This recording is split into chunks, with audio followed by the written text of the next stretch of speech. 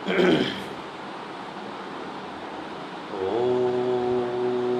नमः श्रीभ्यः। जय श्री ओम नमः श्रीभ्यः। ओम नमः श्रीभ्यः। ओम जय जय जय नमोस्तु नमोस्तु नमोस्तु। नमो अरिहन्ताणं नमो सीताणं नमो आयरियाणं नमो वज्रायाणं नमो लोईशविषारूढं। मङ्गलं भगवान् वीरो मङ्गलं गोत्मगणी मङ्गलं कुन्दकुन्दाद्यो जैनधर्मोऽस्तु मङ्गलम्। सर्वमङ्गलमाङ्गल्यं सर्वकल्याणकारिकं विधानं सर्वधर्माणां जैनं जयतु शासनं जैनं जयतु शासनं जैनं जयतु शासनम्। अपनी चर्चा गुणस्थान विवेचन ग्रंथ पर चल रही है।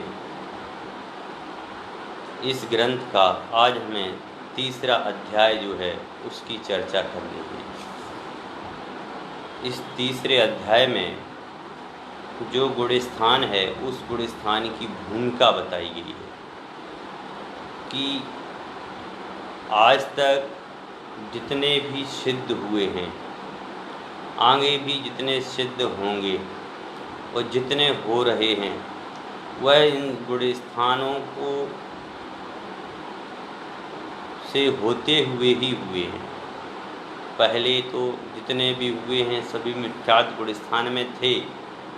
मिथ्यात्व गुणस्थान के बाद इन्होंने सम्यक को प्राप्त करके उत्तरोत्तर रूप से अपने परिणामों को शुद्ध करते हुए आगे के मार्ग को प्रवाहित किया।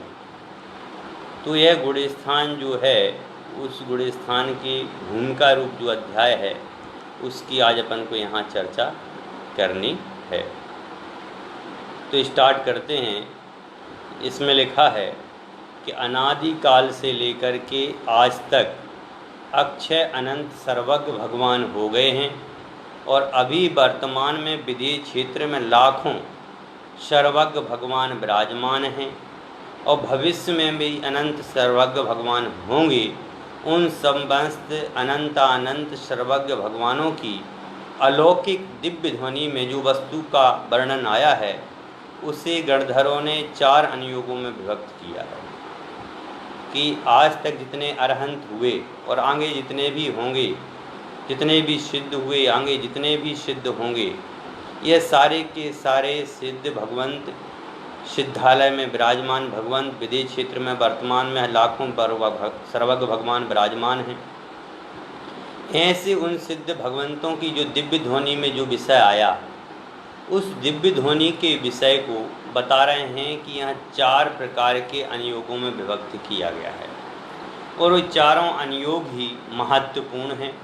उन चारों अनुयोगों का विषय भी महत्वपूर्ण है और उन चारों अनुयोगों को समझना भी बहुत महत्वपूर्ण है। तो ये 4 अनुयोग कौन कौन से हैं? तो सबसे पहली बात आई प्रथमानुयोग, दूसरा है करणानुयोग, फिर है चरणानुयोग, फिर लास्ट में है द्रव्यानुयोग। जिन भव्य जीवों ने द्रव्यानुयोग के अनुसार निज आत्मा का आश्रय लिया है उनके ही करणानुयोग अनुसार कर्मों के उपसमाधि होते हैं। तो मतलब आज तक जो भगवान बने हैं ये सभी के सभी भगवान इन चारों अनुयोगों के आधार पर ही सिद्ध करते हैं कि द्रव्यानुयोग की अपेक्षा तो उन्होंने अपनी निःशुद्धात्मा को जाना और उस निःशुद्धात्मा का अनुभवन किया और इस निःशुद्धात्मा में रमण करते हुए सिद्ध हो गए। चरणानुयोग की द्रव्यानुयोग की करणानुयोग की अपेक्षा अपन कथाएं करेंगे तो कहेंगे कि उनके करणानुयोग अनुसार समस्त प्रकार के जो कर्म थे उन सभी प्रकार के कर्मों का उपसमाधि हो गया और उनके बाह्य जीवन चरणान योग के अनुसार सदाचारमय हो जाता है। जो बाह्य का जीवन है यह अपने आप ही सदाचारमय हो जाता है, इसको अलग से करने की आवश्यकता नहीं पड़ती है, यह तो स्वतः हो जाता है, उनकी स्वतः ही चारित्रपना प्रकट हो जाता है। ऐसे वे कौन से महापुरुष हैं? प्रथमान योग के अनुसार जो अपने स्वरूप को जान लेते हैं, अपने स्वरूप को पहचान लेते हैं, ऐसे उन महापुरुषों की चर्चा प्रथमान योग के ग्रंथों में है। और इस तरह द्रव्यानुयोग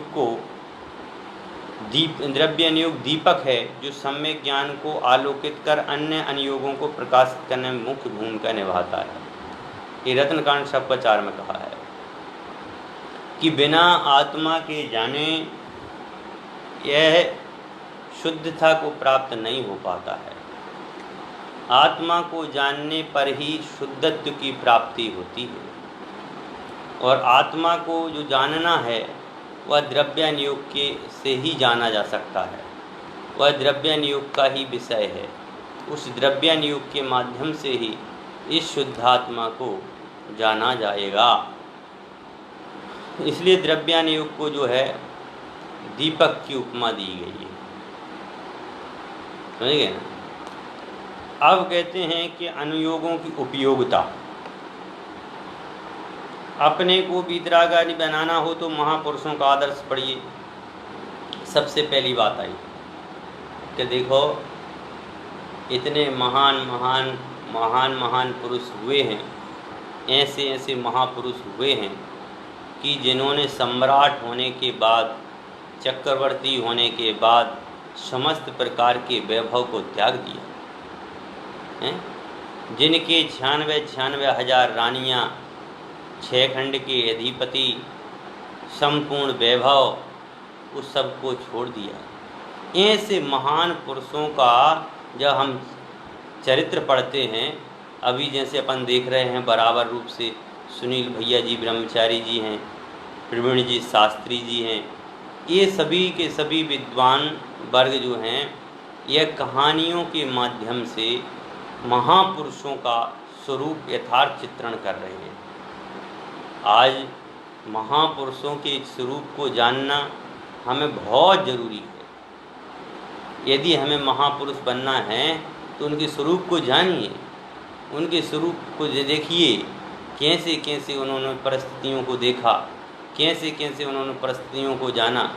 भाई अपन जो दिगंबर आमनाएं में जो देखते हैं महावीर भगवान का स्वरूप, वह अलग है। श्वेतांबर परंपरा में देखिए आपको बिल्कुल अलग मिलेगा। फिर भी श्वेतांबर परंपरा में जो दिखाया गया जो स्वरूप है, उस स्वरूप की यदि अपन चर्चा करें तो वहाँ पर भी आपको बड़ा ही एक विचारणीय बिंदु है। बहुत ही समझने की आवश्यकता है कि महापुरुषों के जीवन में भी कितनी कठिनाइयाँ आईं। सहजता नहीं है कि केवल बस आत्मा को जान लिया, अब उसके बाद में अरे आत्मा को जानने के बाद भी उनके ऊपर कितने उपसर्ग होते हैं। बोलिए, कमठ ने कितने उपसर्ग किए? अरे अपने ऊपर तो क्या है, कोई उपसर्ग ही नहीं है। थोड़ी सी इंद्रिय की इच्छाएं पूरी नहीं हुई, पंचेंद्रिय के विषय पूरे नहीं हुए, सो दुखी होने लग गए। अरे भैया, वीतरागपना लाना हो, यदि स्वरूप को जानना हो, परमात्मा बनना हो, तो केवल एक ही उपाय है। वह उपाय क्या है? वह उपाय है अपने महापुरुषों को चित्रण को ध्यान से पढ़ो, उनकी एक एक चित्रण को ध्यान से पढ़ो और उनमें जो बातें बताई गई हैं, जो मार्ग का अनुसरण उन्होंने किया है, उस मार्ग का अनुसरण करने का विचार कीजिए। जब आप विचार करेंगे तो आपकी भावना होगी, भावना के बिना तो विचार होंगे नहीं। भावना हुई, विचार हुई, और उस रूप अब हमें भी बनना है। अरहंत स्वरूप, अरहंत भगवान का जो स्वरूप है, उस अरहंत के स्वरूप को हमें भी जानना है।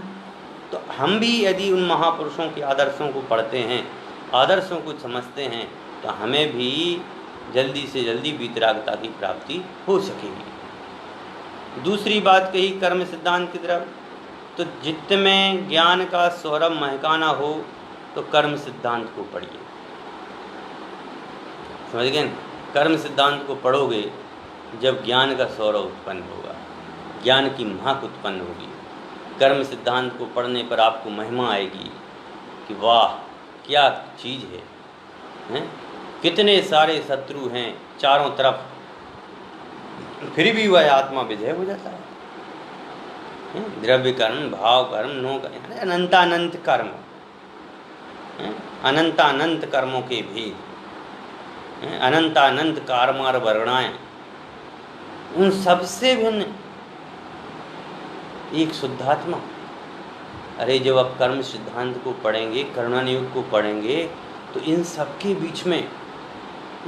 बीच में एक और चीज़ है जो दिखाई नहीं देती है, अनुभव की चीज़ है। ऐसे उस शुद्धात्मा का बड़ा ही रोचक वर्णन हमें प्राप्त होता है, बड़ा ही मज़ेदार वर्णन हमें मिलता है। तो कर्णानुयोग भी जानना जरूरी है। फिर कह रहे हैं यदि अपने जीवन को पवित्र बनाना है, समझ गए, तो चरणानुयोग पढ़िए, हमारे मुनियों के स्वरूप को पढ़िए, मुनियों के आचरण को पढ़िए, मुनियों के 28 मूल गुणों के स्वरूप को समझिए, गुरुओं के आदर्श को समझिए, उन महान साधु संतों के वैराग्य के परिचय पढ़िए, उन साधु संतों के जो उन्होंने कार्य किए, ऐसे उन कार्यों को देखिए। तो जब अपन उनके ग्रंथों को पढ़ेंगे तो उनकी जब ग्रंथ पढ़ कर कितना आनंद आता है कि नहीं आता? जैसे कुंद स्वामी के ग्रंथ पढ़ने में कितना मज़ा आता है? बस लगता है कि आत्मा में जाने ही वाले हैं। सोचिए उनका जीवन कितना पवित्र होगा, जिसकी लेखनी इतनी जबरदस्त है उसका ज्ञान कितना होगा, और जिसका ज्ञान इतना है उसका आचरण में कितना शुद्ध होगा। महावीर भगवान को देखिए, पार्श्वनाथ भगवान को देखिए। अरे इन महापुरुषों के जीवन को अपने जीवन में तपस्रण आदि कार्य किए, न सर्दी ऋतु का, न वर्षा ऋतु का, न मच्छरों का, 22 परिश्रमों का, कितने रूप से उन्होंने उसको सहन किया। तो हमें उन मुनियों के स्वरूप को पढ़ना पड़ेगा, हमें उन महामुनियों के, उन मुनियों के जीवन के स्वरूप को जानना पड़ेगा, तब जाकर के हमें चरणानुयोग नाम का ग्रंथ समझ में आएगा। और क्या कहते हैं, श्रद्धा में निसंकता लाना है तो वस्तु व्यवस्था को जानिए। यहाँ प्रकृति विषय कर्णानुयोग है और विवक्षित विषय गुणस्थान संबंधी चर्चा है।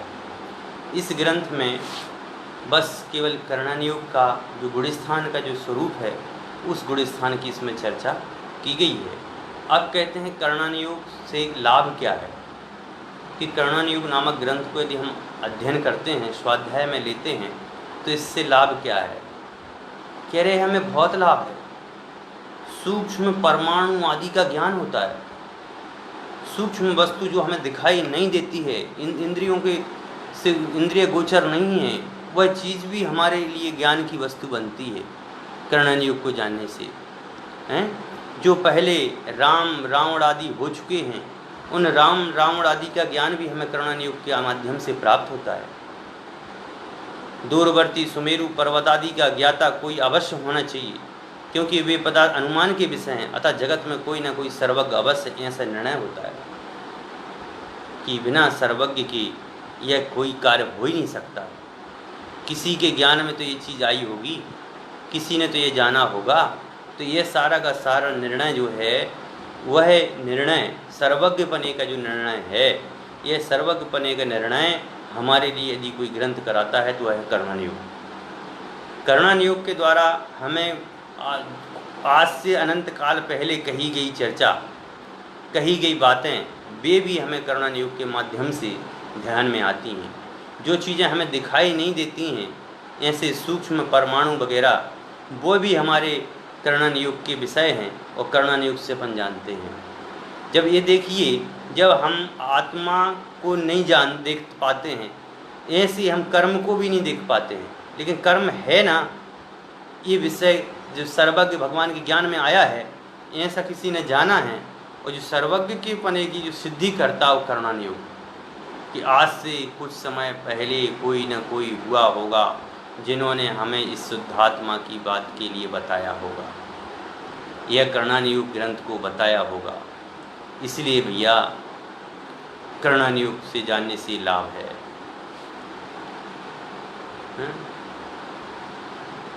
करणान योग को जानने से सूक्ष्म बुद्धिगम्य पदार्थों का ज्ञान होता है।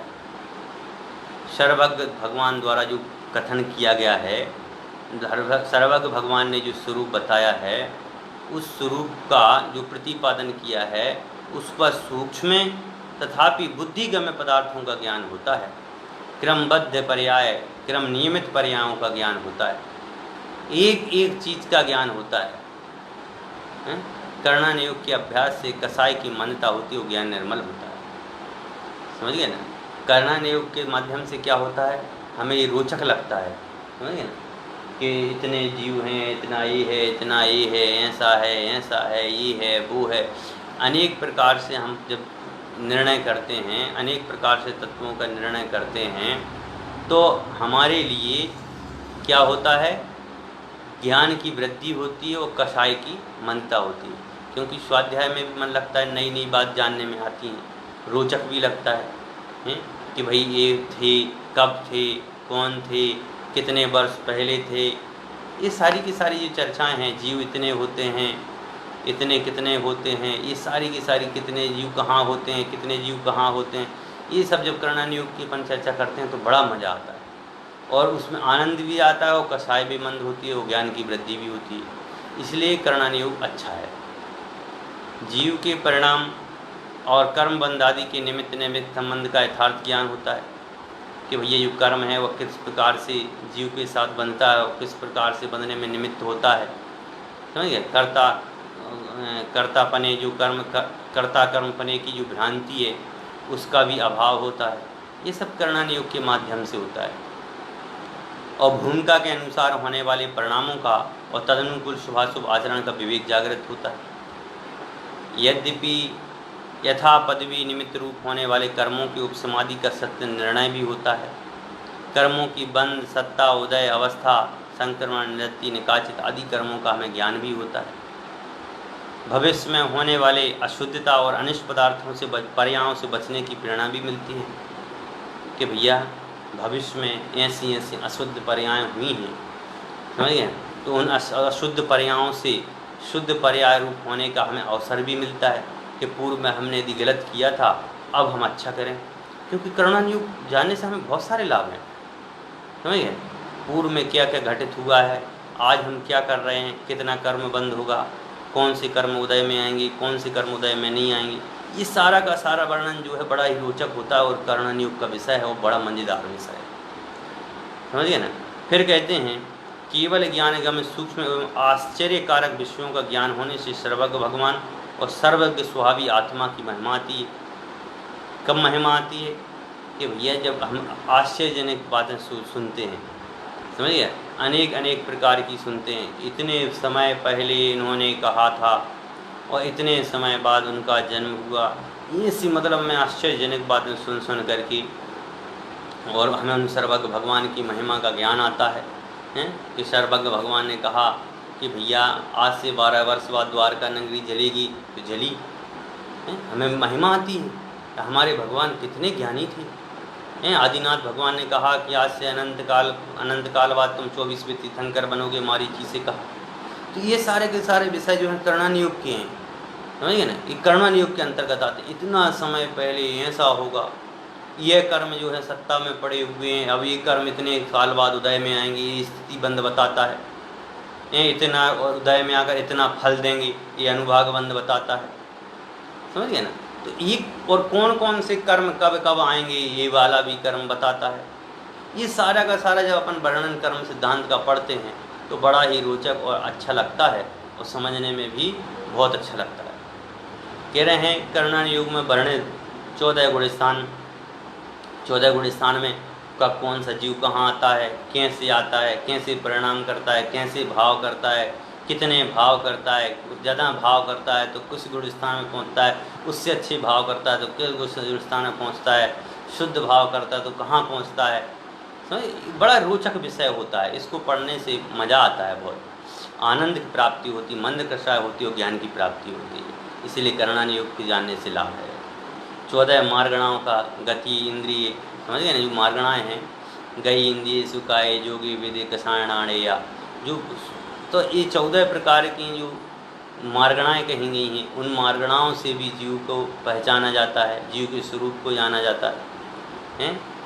14 और उसके बाद में 406 जीव समासों की संख्या है, करोड़ों कुल, 84 लाख योनि। अब ये सब विषय पढ़ते हैं, बड़ा इंटरेस्टेड आता है।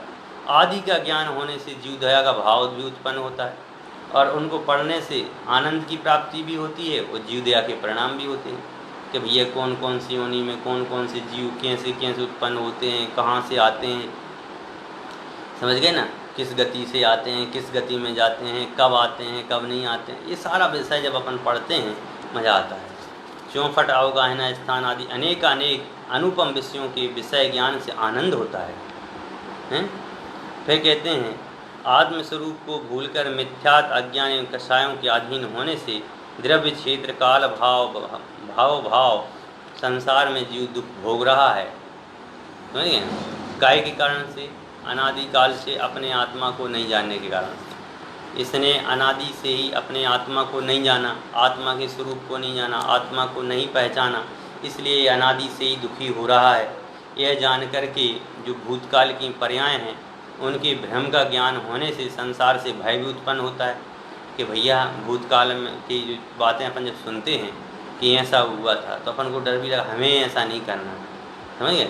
जिससे क्या होता है कि दूसरों को देख कर के देखो ये कितने दुखी हो रहा है, कैसे परिणाम किए होंगे, कैसे परिणाम नहीं किए होंगे। बोलिए, ये सब सोचिए आप। अभी जैसे वो टिड्डियों वाला चला था, टिड्डियाँ कितनी सारी बाहर से आ रही हैं और उनको सरकार मारने के लिए प्लान बना रही है। तो ये सब का सब क्या है? अब सोचिए कि वो किस गति से आए होंगे, कितनी आयु कर्म बंद करके आए होंगे, कितने समय इनको रहना होगा, कहाँ सुरक्षित रहेंगे, कहाँ सुरक्षित। ये सब का सब विषय जो है, इससे क्या होता है कि हमें भी गलत नहीं करना चाहिए, हमें भी किसी जीव को मारना नहीं चाहिए, किसी जीव को सताना नहीं चाहिए, किसी जीव को दुख नहीं देना चाहिए। तो इस प्रकार के हमें भी परिणाम करना चाहिए हैं। आज इतनी सारी घटनाएं घटित होती हैं, इन सब घटनाओं के पीछे कोई ना कोई कारण होता है। कोई किसी को मारता है तो ही उसके बदले रूप उसको उसका मरण भी वैसे ही होता है, समझ गए ना। तो जो जैसे कर्म करेगा उसको वैसे फल प्राप्त होते हैं। ये सर्व दर्शनों में इस बात को कहा गया है।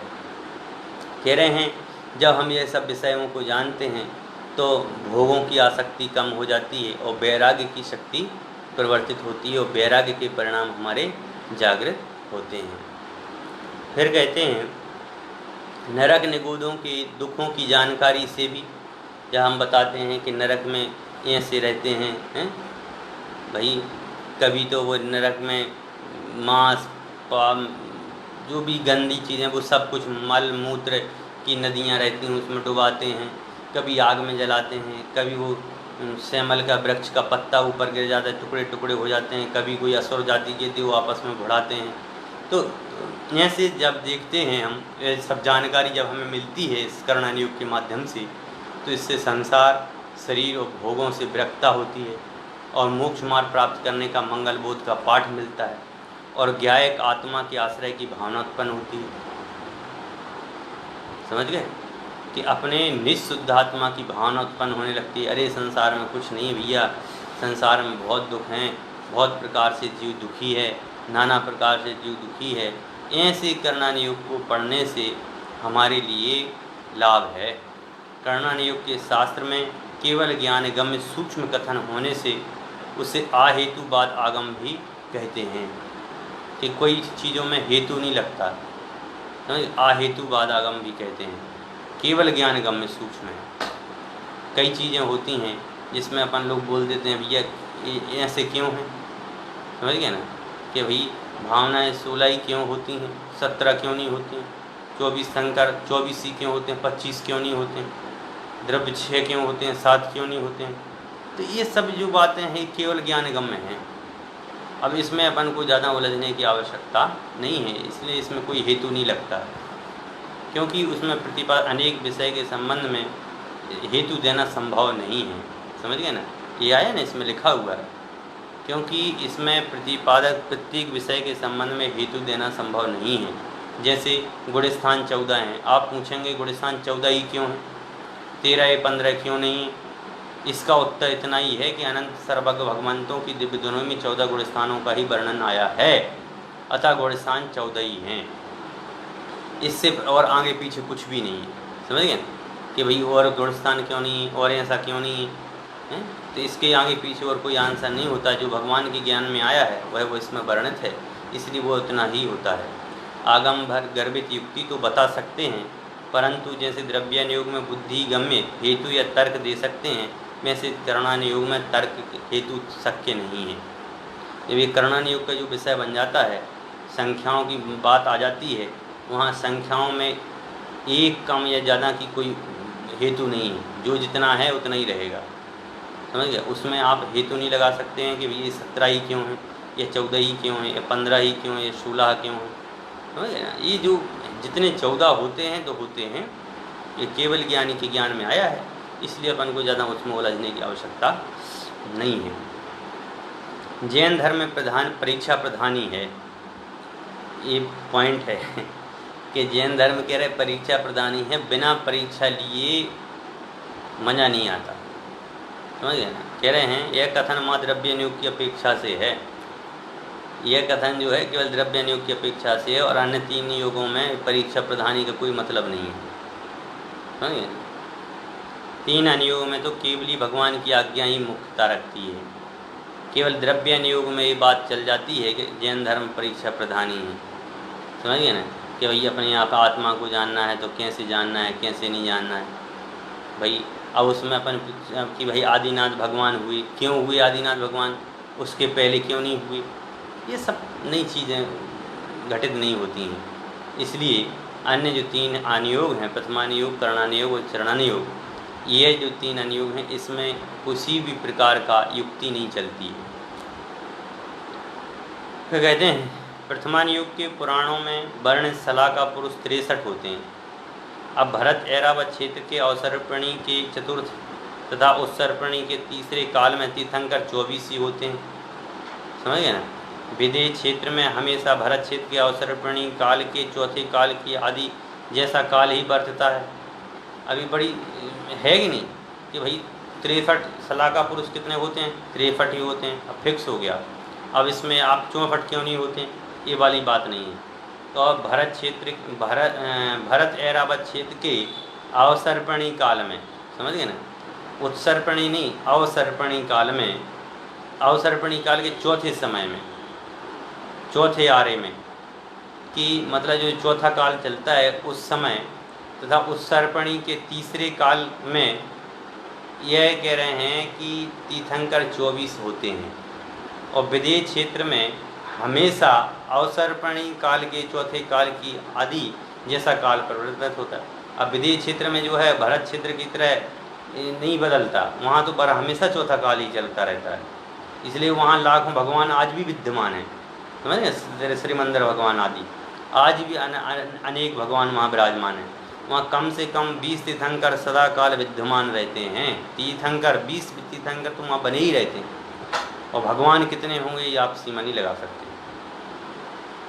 चक्रवर्ती 12 होते हैं, अब क्या हो गया, अब 14 क्यों नहीं होते, तो 12 होते हैं तो होते हैं। इत्यादि कथनों की परीक्षा नहीं हो सकती है। जैसे भगवान की आज्ञा शास्त्र में लिपिबद्ध है, वैसा ही मानना अनिवार्य है। इसलिए शास्त्रों में जैसा कहा गया है उसको उसी रूप में ही स्वीकार कीजिए, उसको उसी रूप में ही मानना सही है। अब ऐसी करणानुयोग के ग्रंथों में कि 14 मार्गणाएँ, 14 जीव समास, मेरु पर्वत, असंख्यात द्वीप समूह, समुद्र, नरक, स्वर्ग संबंधी वर्णित दुख, सुख दुख दुखता सुख का स्वरूप, इसका आज्ञा अनुसार ही श्रद्धान करना अनिवार्य है। कि जैसा करणानुयोग में वर्णन है उसको उसी रूप में आप स्वीकार कर लीजिए। ये जिनेंद्र भगवान की आज्ञा है, समझ गए ना। अब उसमें आप फेरबदल नहीं करिए, जो वर्णन जैसा भी आया है वह उसी रूप में आपको स्वीकार करना पड़ेगा। चरणानुयोग के अनुसार आलू, प्याज, शकरकंद, मूली, लहसुन आदि जमीकंद के राई जितने टुकड़े में अनंत बार निगोदीय जीव हैं, अनंत निगोदीय जीव होते हैं, अतः ये अभक्ष हैं। जीवों की अनंतता की परीक्षा कैसे संभव है? अब आप कहोगे कि भैया जीव जो हैं अनंत हैं, उन अनंत के जीवों की परीक्षा कैसे करोगे? बोलो, अनंत होते हैं तो होते हैं। यहाँ भी आज्ञा सिरोधारी है। आज्ञा अनुसार इन शास्त्रों का त्याग, इन आज्ञा अनुसार इन पदार्थों का त्याग करना हमारा कर्तव्य है। जो आज्ञा दी हुई है उस आज्ञा का हमारे लिए अपने जीवन में पालन करना चाहिए। द्रव्यानुयोग के शास्त्रों के अनुसार पंचास्तिकाय, 6 द्रव्य, 7 तत्व, 9 पदार्थ, हितकारी अहितकारी भाव, बंधन मार्ग, मोक्ष मार्ग संबंधी सत्य असत्य का निर्णय अपनी बुद्धि के अनुसार युक्ति परीक्षा द्वारा कर सकते हैं। भाई यहाँ तो कह रहे हैं कि अपनी युक्ति के अनुसार उसमें परीक्षा द्वारा कर सकते हैं, समझ गए। लेकिन अन्य जगह अपन कुछ भी नहीं कर सकते। फिर बात आती है कि गुणस्थान की परिभाषा जानने के पहले ही हमारे मन में एक प्रश्न उत्पन्न होता है। कह रहे हैं कि हमें गुणस्थान की परिभाषा जानने से पहले हमारा एक प्रश्न है जो निम्न प्रकार है। क्या प्रश्न है? कि हमें गुणस्थान में प्रवेश करना है या गुणस्थान के ज्ञान में? क्या प्रश्न है? कि हमें गुणस्थान के ज्ञान में प्रवेश करना है कि गुणस्थान में प्रवेश करना है? कह रहे हैं भैया सर्व संसारी जीवों का गुणस्थान में प्रवेश तो अनादिकाल से है ही, प्रवेश करने की आवश्यकता नहीं है। प्रवेश तो आपका है ही, अनादि से ही आप मिथ्यात्व का पालन करते हुए आ रहे हैं, तो आप पहले गुणस्थान में तो अनादि से हो ही, क्योंकि संसारी जीव गुणस्थान से रहित होता नहीं। जो संसार में आया हुआ कोई ना कोई गुणस्थान में तो है ही। संसारी जीव किसी न किसी गुणस्थान में नियम से रहता ही है, भले वह ज्ञानी हो अथवा अज्ञानी। माँ सिद्ध जीव ही गुणस्थान से रहित होते हैं, और कोई भी संसार का जीव गुणस्थान के बाहर नहीं होता, सिद्ध भगवान को छोड़कर। सिद्ध भगवान को छोड़ करके कोई भी संसार का जीव गुणस्थान के बाहर नहीं है, क्योंकि वे स्वभाव साधना से गुणस्थानातीत हो गए। उन्होंने अपनी आत्मा को जान लिया, अपने स्वरूप को जान लिया, और अपने स्वरूप को जान लेने के कारण से वह कैसे हो गए? स्वरूपातीत हो गए। अब वह संसार में नहीं रहे। कहें कि संसार अग्रभाग में स्थित हैं तो लोकाकाश में, पर लोकाकाश के अग्रभाग में हैं। इसका अर्थ यह हुआ कि सिद्ध जीव वर्तमान काल में गुणस्थान अतीत हो गए हैं, परंतु वे भी पहले संसार अवस्था में गुणस्थान सहित ही थे। तो बिल्कुल सही बात है, अभी वे हुए हैं। पहले तो गुणस्थान, पहले ही गुणस्थान में रहे होंगे, बाद में ही वो तो गुणस्थान अतीत हुए ना। पहले तो कोई भी जीव है, पहले तो वह गुणस्थान में, पहले गुणस्थान में रहेगा ही रहेगा, लेकिन बाद में जो है गुणस्थान को छोड़ दिया या अपने स्वरूप को जान लिया, इसलिए उन गुणस्थान अतीत हो गए। प्रत्येक संसारी जीव की आत्म स्वभाव की अपेक्षा से तो गुणस्थान अतीत त्रिकाल। अब यहाँ देखो, द्रव्य स्वभाव की अपेक्षा की बात, यहाँ जो बात अब चल रही है यह द्रव्य स्वभाव की अपेक्षा से। जैसे कि अपन द्रव्य की तरफ से कहते हैं ना, जैसे कि आत्मा है, आत्मा शुद्ध है, त्रिकालिक है, ऐसी है वैसी है। अपन बात करते हैं ना कि चैतन्य रूप है, द्रव्य सभी, चाहे वो पुद्गल द्रव्य हो, चाहे वो जीव द्रव्य हो, चाहे धर्म द्रव्य हो, चाहे धर्म द्रव्य हो, स्वभाव से तो वह त्रिकाल है ही ना। और सभी का अपना अपना गुण है, अपने अपने गुण हैं। पुद्गल के अपने गुण हैं, जीव तत्व के अपने गुण हैं, सभी गुण स्थानों के अपने अपने गुण होते हैं, ऐसे यहाँ पर बता रहे हैं। इसकी चर्चा अपन पहले बहुत कर चुके हैं। संसारी जीव भी आत्म स्वभाव की अपेक्षा से तो गुण स्थानातीत त्रिकाल शुद्ध सहजानंद भगवान आत्मा ही है, परंतु ये अध्यात्म का विषय है, जो यहाँ गुण स्थान के कथन के समय गौण है। कह रहे हैं यहाँ अपन ये आध्यात्म का कथन है, ये अध्यात्म की बात है, परंतु यहाँ कर्णनियोग का काम है, इसलिए उसको गौण कर दिया। त्रिकाली स्वभाव की अपेक्षा यहाँ विवक्षा नहीं है। जहाँ जितनी विवक्षा होती है उसकी ही चर्चा करना विवक्षित विषय समझाने के लिए उपयोगी होता है। कि ये कह रहे हैं जहाँ जो विषय समझा रहे हैं वह उसी विषय को समझाने की आवश्यकता है, अन्य विषय को समझने की आवश्यकता। यहाँ कर्णनियोग की बात चले, द्रव्य नियोग को लाने की आवश्यकता नहीं है। तात्पर्य यह है कि सभी संसारी जीव गुणस्थान सहित ही होते हैं, इसलिए हमें आपको गुणस्थान में प्रवेश नहीं करना है, अपितु गुणस्थान विषयक ज्ञान जानना जरूरी है। इसलिए गुणस्थान के स्वरूप की चर्चा जो है वह हमारे लिए बहुत ज़रूरी है।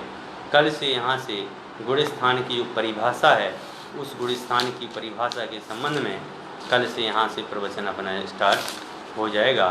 फिर धीरे धीरे करते हुए अभी तो कम से कम 15 से 20 दिन तक अभी केवल गुणस्थान के स्वरूप का ही वर्णन करेंगे। फिर लास्ट में अपन जाकर के एक एक गुणस्थान की चर्चा करते हुए प्रत्येक दिन आगे आगे का विषय लेते रहेंगे, जब तक आप भी अपने स्वरूप को समझें और अपने आत्मा को कर्म बंध से रहित अनुभव करें और अनुभव करके शीघ्र ही अनुभव रूप परिणमित हो जाएं। इसी भावना के साथ में अपनी वाणी को सहजानंदी शुद्ध स्वरूपी अविनाशी आत्मस्वरूप, सहजानंदी शुद्ध स्वरूपी अविनाशी आत्मस्वरूप, सहजानंदी शुद्ध स्वरूपी अविनाशी आत्मस्वरूप। जावाणी की ज्ञान ते सूझे लो कालो, सोवाणी मस्तके नमो सदा देते हूँ। 9 बार नवोकार मंत्र।